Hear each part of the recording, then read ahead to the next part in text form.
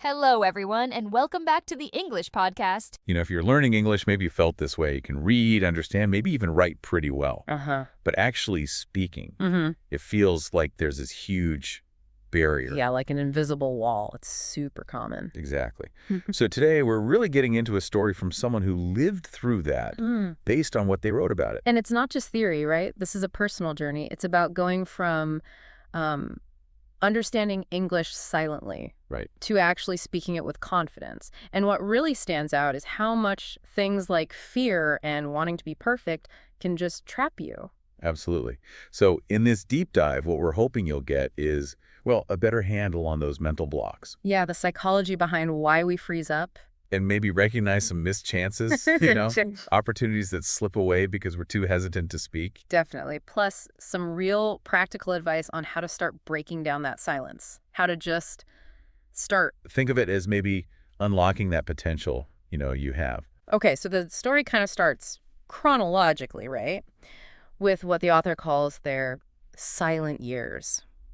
What did that actually look like? Well, picture this. Yeah. In school, great marks for grammar, reading, writing, like really good on paper. Okay. But speaking in class, total avoidance. The author talks about being really shy, thinking their accent sounded, weird. That self-consciousness. Yeah, and just terrified of making a mistake, terrified of being judged.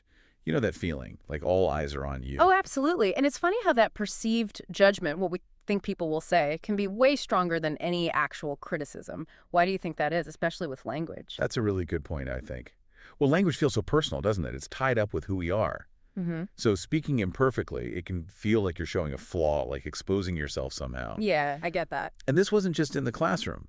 Even when traveling, they'd just use the absolute basics. Like ordering coffee with one word. Exactly that kind of thing. Gestures, single words. Feeling, and these are their words, small and like hiding. Even though they understood much more. Right, that's the frustrating part. Yeah. And they had this justification, this internal promise. Ah, the classic. One day when my English is perfect. I'll speak. Yeah. You got it.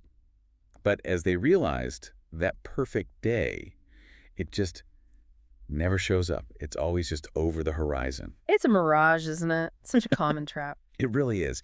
And that's a key thing for anyone listening. Chasing perfection often leads to paralysis. Progress is the real aim here. Right. So this mindset eventually crashed into reality. Yeah. The real world kind of forced the issue, didn't it? It did. The big shift happened with the first job. An international company. Oh, okay. Suddenly, English wasn't theoretical anymore. It was essential for meetings, emails, just chatting with colleagues. So the gap between knowing and doing became really obvious. Impossible to ignore. And there's this one story about their first video meeting that really captures it. Oh, yeah. Tell us about that. Well, they apparently spent 10 whole minutes just practicing one single sentence beforehand. Wow. 10 minutes for one sentence.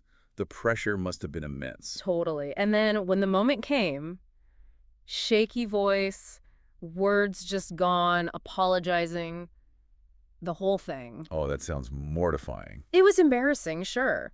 But the author says the deeper feeling wasn't just the awkwardness. It was this crushing realization of all the time they'd wasted and seeing this wall made of fear they'd built around themselves. That's powerful. Shifting from embarrassment about a mistake to realizing the cost of the silence itself. That's a big turning point. It really is. And that's when things start to change, thanks to someone else. Right. There was a colleague who kind of sparked things. Exactly. A colleague named Alex from Brazil. The author describes him vividly. His English wasn't, textbook perfect, Okay. but he spoke all the time, confidently.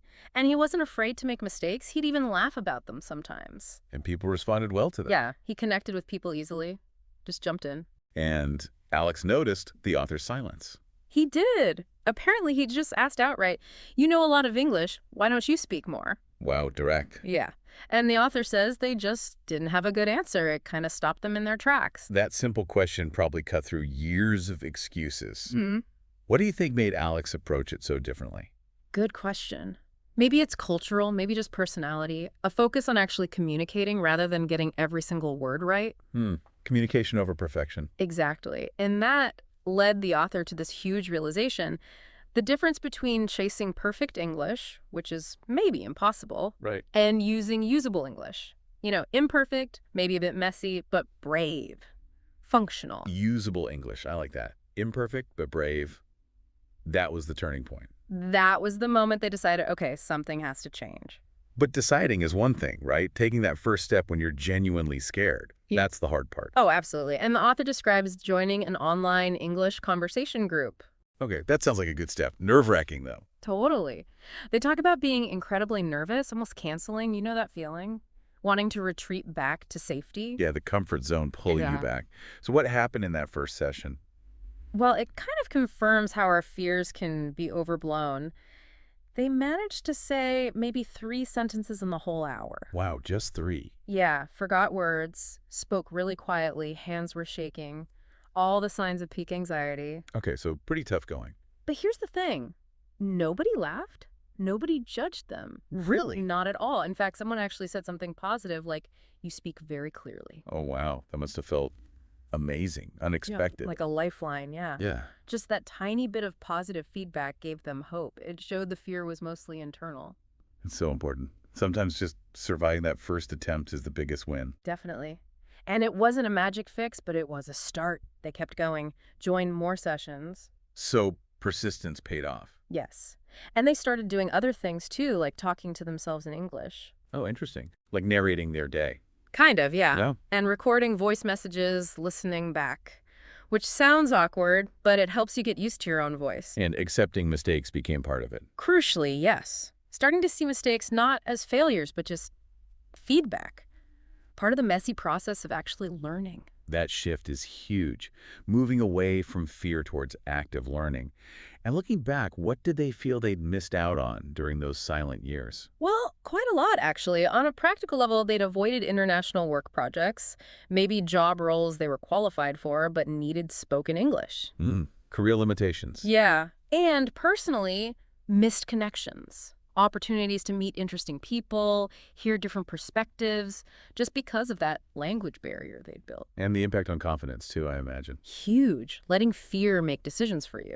And of course, their actual English progress stalled because they weren't practicing the active skill. And they had this really sharp insight about it, didn't they?